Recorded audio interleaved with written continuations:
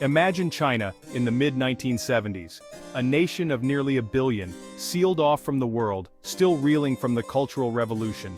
Trust was scarce, ambition discouraged, and the collective overshadowed the individual. Daily life was a struggle for basics, with muted cities filled with bicycles, not cars. In the countryside, generations of farmers toiled on collectivized land, barely scraping by. The dream of a socialist paradise felt distant amid widespread poverty. China's immense potential was locked away, its people isolated not just economically but culturally and intellectually. The outside world was a mystery, painted as hostile and decadent. Information was tightly controlled. Most people couldn't imagine traveling, starting a business, or choosing their own path. The nation's energy was spent on political campaigns, not innovation. The spirit that once gave the world paper and the compass seemed dormant. Yet beneath the surface, a quiet yearning persisted. People remembered stories of a more prosperous past and glimpsed hope through forbidden radio or letters from abroad. There was a silent desire for opportunity, color, and hope.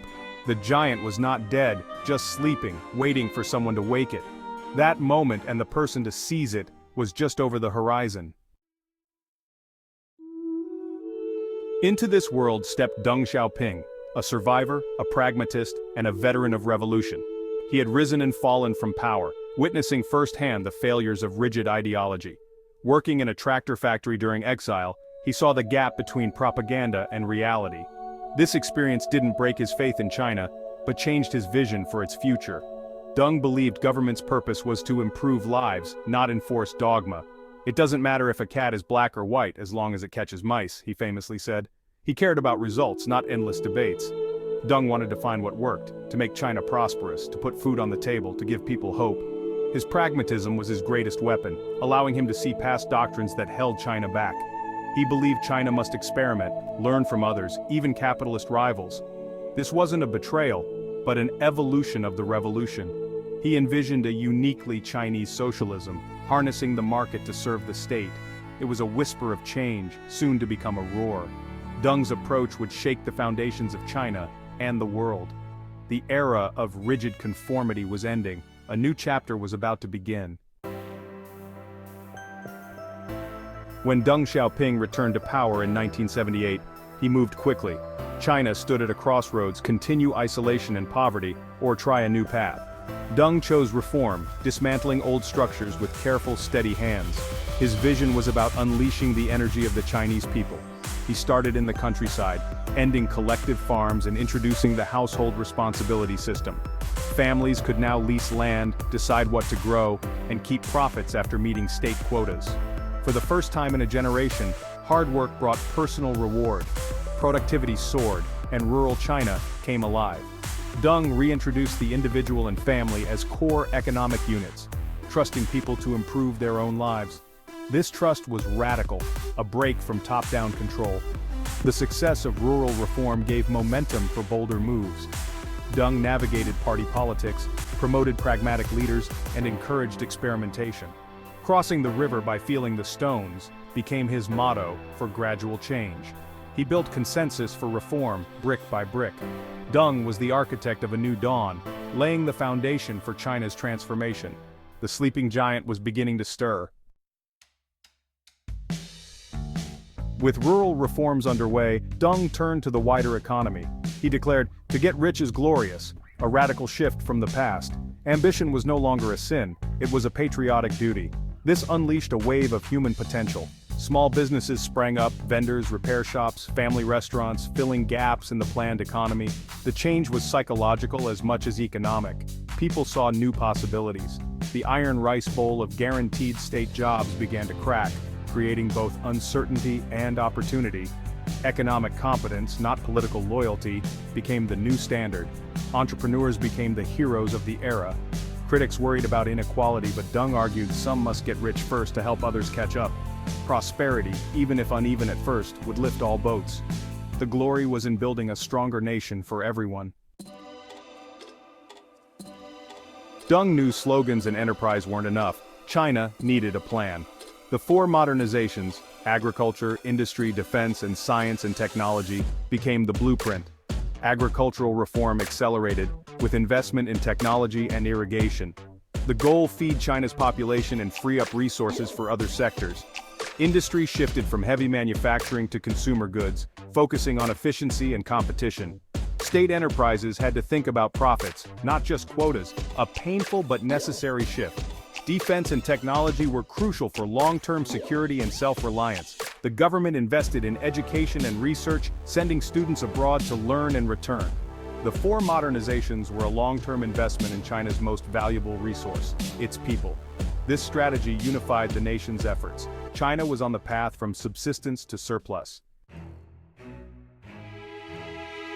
Deng's boldest move was the open-door policy.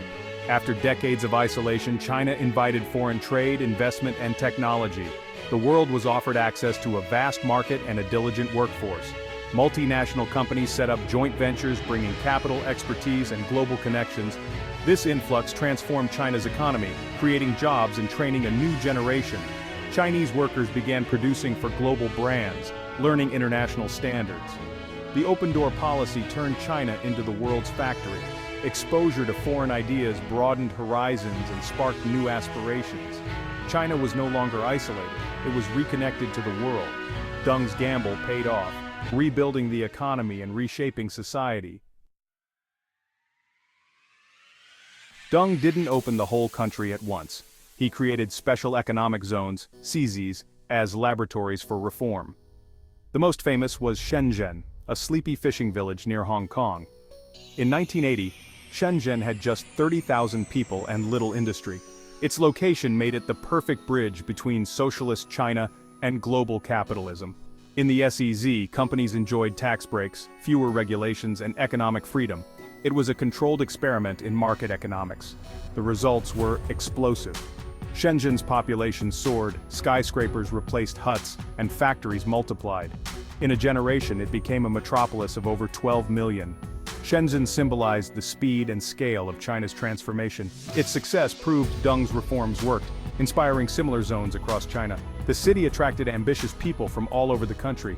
Shenzhen became the model for China's new era. It was more than a city, it was the embodiment of Deng's vision.